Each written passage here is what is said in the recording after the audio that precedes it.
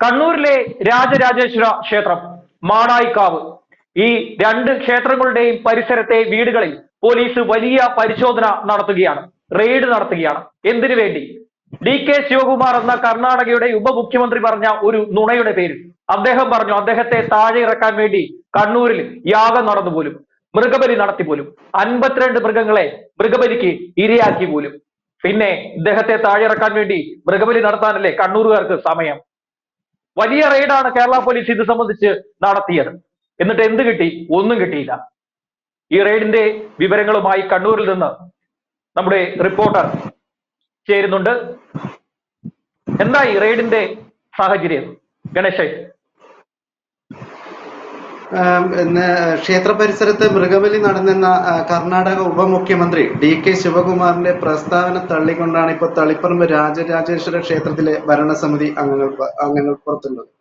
DK ശിവകുമാറിന്റെ പ്രസ്താവന തികച്ചും 100% തെറ്റായതാണെന്നാണ് ഇവരൊക്കെ പറയുന്നത്.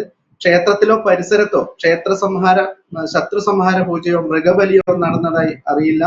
ഇദ്ദേഹം പറഞ്ഞതുപോലെ ആടിനെയും പോത്തിനെയും അറുത്തു എന്ന് പറയുന്നതും 100% വസ്തുതാ വിരുദ്ധമാണെന്നും ഇവർ പറഞ്ഞു. അങ്ങനെ രഹസ്യമായി അത്തരം പ്രവൃത്തികൾ തളിപ്പറമ്പ് പ്രദേശത്ത് നടക്കാനും സാധ്യതയില്ലെന്നും ക്ഷേത്രത്തിന്റെ പരിസരത്തെന്ന് പറഞ്ഞ് ക്ഷേത്രത്തിന്റെ പേര് ഇതിലേക്ക് വലിച്ചിഴച്ചത് നിരാശാജനകമാണെന്നും ട്രസ്റ്റി അംഗം വ്യക്തമാക്കിയിട്ടുണ്ട്.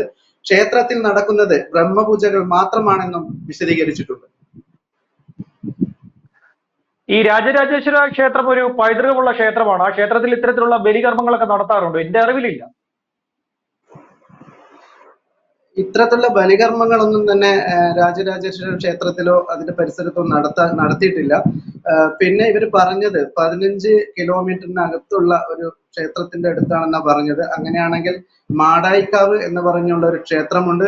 അവിടെ ഇതുപോലെയുള്ള ഈ പോത്തിനെയോ പന്നിയോ അറുത്തുകൊണ്ടുള്ള ഒരു ബലികർമ്മങ്ങൾ ചെയ്യാറില്ല. അവിടെ കോഴിയെയും വല്ലപ്പോഴും ആടിനെയും ബലിയർപ്പിക്കുന്ന ചടങ്ങുകളല്ലാതെ ഇത്തരത്തിലുള്ള പോത്തിനെയോ പന്നിയോ ബലി അർപ്പിച്ചിട്ടുള്ള പൂജകളൊന്നും തന്നെ ചെയ്തിട്ടില്ല.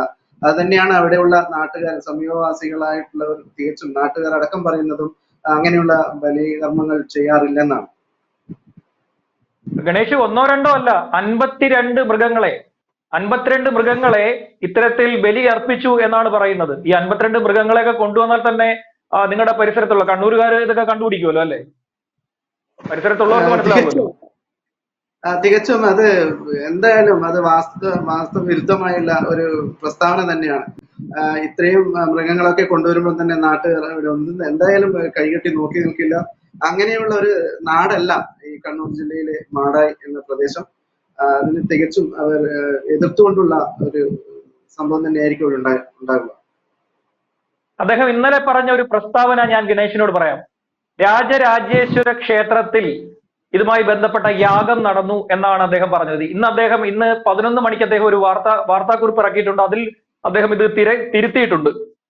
രാജരാജേശ്വര ക്ഷേത്രം എന്നല്ല ഞാൻ പറഞ്ഞത്, രാജരാജേശ്വരി ക്ഷേത്രം എന്നാണ് ഞാൻ പറഞ്ഞത്.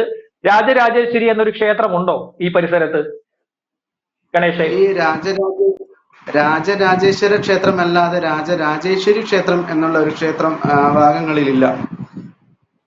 മാടായിക്കാവിൽ തന്നെ തിരുവാക്കാട്ട് ഭഗവതി ക്ഷേത്രം എന്ന പേരിലാണ് അറിയപ്പെടുന്നത്. രാജരാജേശ്വരി ക്ഷേത്രം എന്നുള്ള ഒരു ക്ഷേത്രം ഇവിടെ ഇല്ല. എനിക്ക് മനസ്സിലാകാതെ ഇദ്ദേഹത്തിന് ഇത് ആരാണ് പറഞ്ഞു കൊടുക്കുന്നത് ഇങ്ങനെയൊക്കെ?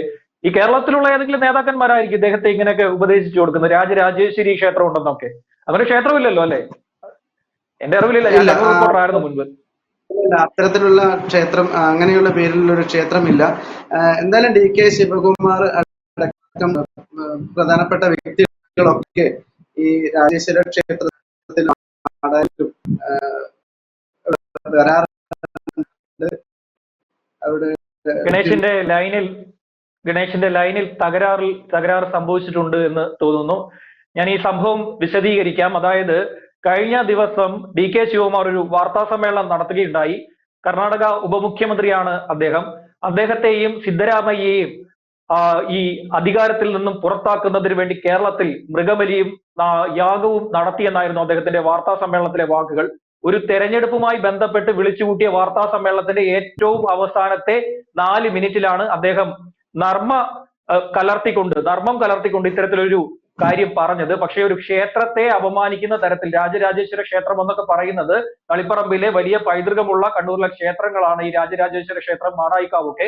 അതിന് നേരെ ഉന്നം വെച്ചുകൊണ്ടാണ് അദ്ദേഹത്തിന്റെ പ്രസ്താവന വന്നത്. പ്രത്യേകിച്ചും അദ്ദേഹം പറഞ്ഞത് പന്നിയെ അടക്കം അറുത്തു എന്നാണ് പറഞ്ഞത്. പന്നിയെ അറുത്തു എന്ന് പറയുമ്പോൾ സ്വാഭാവികമായും മറ്റൊരു മതവുമായി, രണ്ട് മതങ്ങൾ തമ്മിലുള്ള സ്പർദ്ധ വളർത്തുക എന്നൊരു ലക്ഷ്യം കൂടി ഇക്കാര്യത്തിൽ ഉണ്ടോ എന്ന് സംശയിക്കേണ്ടി വരും. പക്ഷേ ഇവിടുത്തെ നേതാക്കന്മാർ പലരും വെറുതെ അങ്ങനെ ഒരു പ്രസ്താവന DK ശിവകുമാർ നടത്തില്ല എന്നാണ് കൊടിക്കുന്നിൽ സുരേഷ് ഇന്ന് രാവിലെ പറഞ്ഞത്. വെറുതെ അങ്ങനെ ഒരു പ്രസ്താവന നടത്തില്ലെങ്കിൽ ഏത് ക്ഷേത്രമാണെന്ന് കൃത്യമായി പറയണം. രാജരാജേശ്വരി എന്നൊരു ക്ഷേത്രം കണ്ണൂരിലില്ല, രാജരാജേശ്വര ക്ഷേത്രമാണ് ഉള്ളത്. ആ ക്ഷേത്രത്തെ വളച്ചൊടിച്ച് അപമാനിക്കാനുള്ള ശ്രമം വലിയ തോതിൽ നടത്തുകയുണ്ടായി. അതിന്റെ ക്ഷേത്രം ഭാരവാഹികൾ സംസാരിച്ച ഒരു ബൈറ്റ് ഉണ്ട്, അത് നമുക്കിപ്പോൾ പ്ലേ ചെയ്യാം. ആ ക്ഷേത്ര സമിതി സംസാരിച്ച വാക്കുകൾ കേൾക്കുക. സമിതിയുടെ ഭാരവാഹി 100% സത്യവിരുദ്ധമാണ്. രാജരാജന്റെ ക്ഷേത്രത്തിൽ അങ്ങനെ ഒരു ശത്രു സംഹാര പൂജ അവിടെ ഇല്ല.